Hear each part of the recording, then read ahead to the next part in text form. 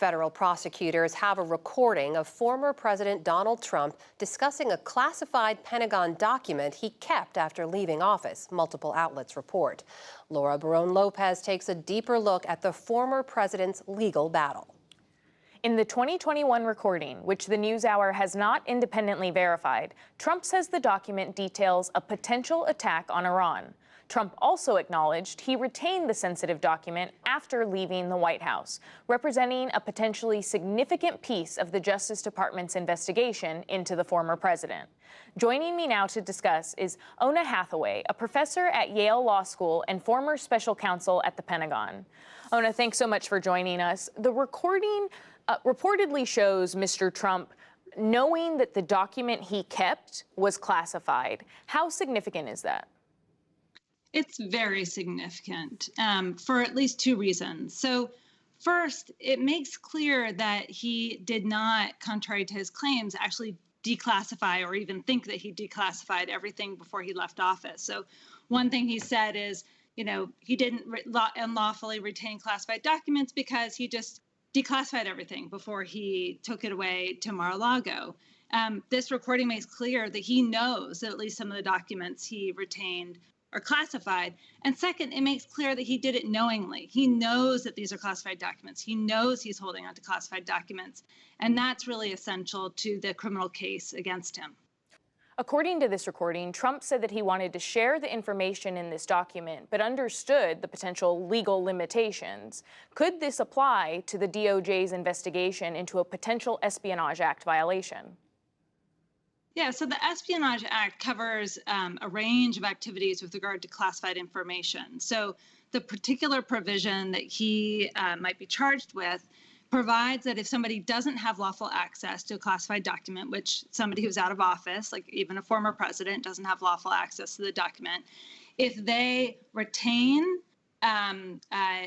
prevent the government from having access to, and continue to hold classified documents, even if they don't intend to transmit them.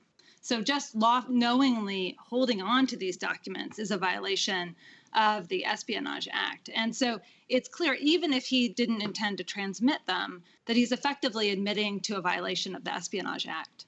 And this document had to do with, as we said, a potential attack on Iran. And we should note that we don't know at all whether or not there is any type of potential U.S. attack on Iran. But recent reports also found that at Mar-a-Lago, there was a maintenance worker who testified to the Justice Department that they saw a Trump aide moving boxes to a storage room the day before a meeting that was supposed to be held last year between Trump's lawyers as well as Justice Department officials. What is the relevance of that legally? Yeah, well, this suggests that, what Trump has been saying is these documents were his, and none of them were classified. Right? So this recording suggests that these documents that he knows he was holding on to, he knows he took them with him from the White House to Mar-a-Lago, he's holding on to them, and he says, well, I'm just moving them around, I'm just storing them.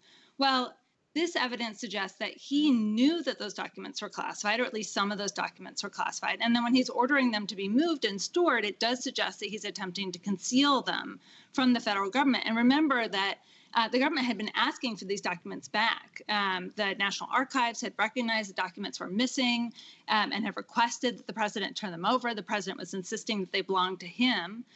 Now this recording suggests he knows they're classified. Classified documents can't belong to somebody who doesn't have lawful access to those documents and who's out of office. Those are by definition presidential records. So it really is evidence that all these things that have been leaking out kind of together with this recording suggests that, in fact, the president knew he was unlawfully retaining these documents. He knew that they were classified, and he knew that if he continued to hold them and conceal them from the government, that he would be violating the law.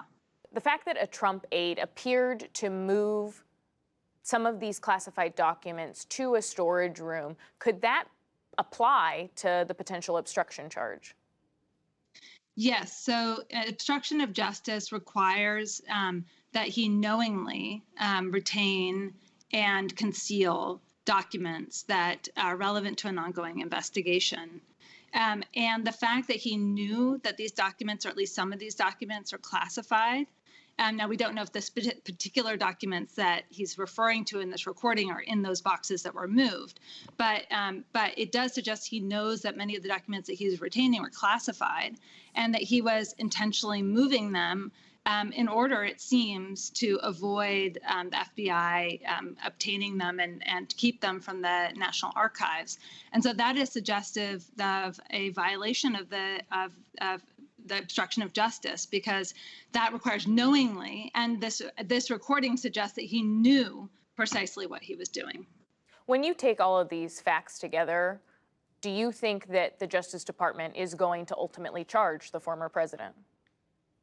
I think it makes it very hard for them not to, frankly. I mean, there have been lots of people who have gone to jail for much less. Reality Winner, who recently was released from prison, went to jail for retaining a single document and transmitting it to The Intercept. That was one document, and this seems to be much more than that. And this is clear evidence that the president knew what he was doing. He knew that he was retaining them, and they remained classified, and they had real likelihood of being able to do damage to U.S. national security, which is the definition of national defense information in the Espionage Act. So I think it actually makes it hard for a prosecutor not to bring a case, given how clear the evidence is. Oona Hathaway, a professor at Yale Law School and former special counsel at the Pentagon, thank you so much. Thank you so much.